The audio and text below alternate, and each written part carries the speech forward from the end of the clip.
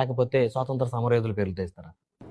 So నా కోరికైతే స్వాతంత్ర సమరయోధుల పేరు తెస్తాం. ఇప్పుడు ప్రధానమంత్రి గారి పేరే ఉంది. ఎక్కడ కూడా మీరు చూడండి, కేంద్ర ప్రభుత్వ పథకాలు కూడా ఇప్పుడు నరేంద్ర మోదీ జల్ జీవన్ మిషన్ ఉండదు.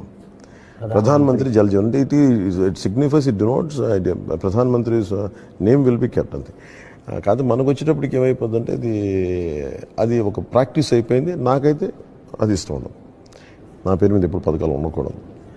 మనకు ఎవరైతే ఆధారభూతమో ఈ నేల ఆంధ్రప్రదేశ్ ఆవిర్భావానికి మూలకారకుడు పొట్టి శ్రీరాములు గారు, వాళ్ళు మనం గుర్తించుకోవాలి. కానీ పవన్ కళ్యాణ్ వాళ్ళు వస్తుంటారు, వెళ్ళిపోతుంటారు.